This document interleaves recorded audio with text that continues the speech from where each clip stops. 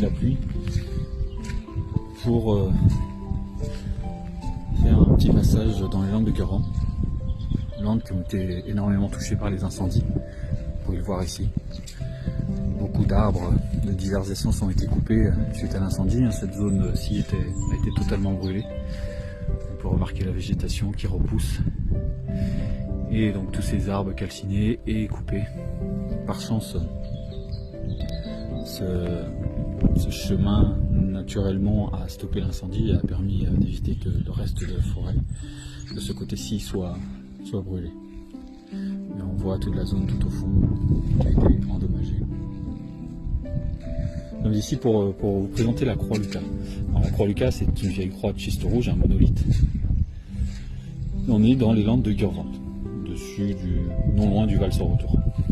Alors, elle est censée historiquement marquer un endroit où se serait déroulé en 1876 une bataille opposant Guervant et Pasquoten, qui se disputait la couronne du royaume breton.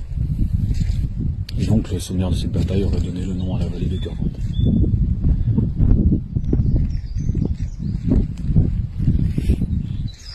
Alors la croix n'a pas toujours été comme ça. Dans les années 1980, moi, je ne l'ai pas connu puisque je n'étais pas encore né en 1980, mais c'était d'un seul bloc. Il n'était pas comme ça, c'était vraiment un monolithe qui était posé dans le sol. Et des incendies en 1976 sur la lande ont permis de réaménager pour faciliter le passage des camions, pour l'exploitation du bois. Et le premier chemin tracé passe donc à proximité, comme vous voyez, de la croix, ce qui a fortement endommagé, de par le fait aussi naturel, mais aussi beaucoup de la main de l'homme. Quelques photos montrent, si vous recherchez sur internet, les détails.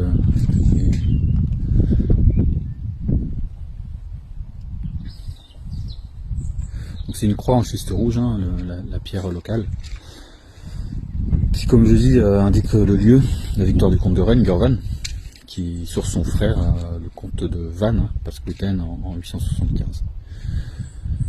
On est au sud-ouest du village de la Touche-Guérin, à la limite de Campagnac, dans le Morbihan. Ces deux protagonistes étaient les fils de Salomon de Bretagne. Et donc Gurvan, le comte de Rennes, triompha. L'histoire dit aussi que le vainqueur mourut le soir même. On dit aussi que ce serait potentiellement plus probable que cette bataille se soit déroulée à proximité de Rennes.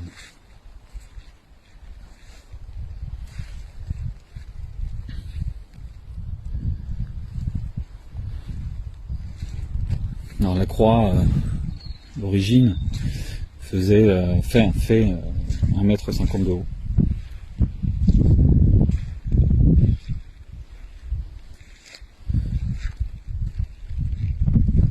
Donc on dit qu'elle est d'époque de la bataille, mais elle serait, semble-t-il, beaucoup plus récente. On dit qu'elle aurait potentiellement été implantée aussi en souvenir ou en remplacement d'un monument beaucoup plus ancien. Comme nous pouvons en croiser beaucoup dans la forêt de Brocéliande, que ce soit dolmen, allée couverte, comme le tombeau de Merlin, le tombeau des géants, etc. Voilà pour la petite histoire de la Croix Lucas, brièvement racontée. C'est un endroit magnifique, qui donne une vue par temps clair, puisque bon là le temps est un peu brouillé, par temps clair très très loin. Cette lande est vraiment magnifique. On a non loin le pied de Viviane, le tombeau des géants, le Val-sans-Retour. Vraiment rejoindre beaucoup de sites légendaires de la forêt par ce point. Voilà, j'espère que cette petite vidéo et cette petite présentation pour ceux qui ne connaissaient pas la Croix Lucas vous aura plu. N'hésitez pas à m'envoyer des commentaires ou des messages pour me demander si posez vos questions sur ce site, cet endroit, son histoire. Je vous répondrai avec grand plaisir.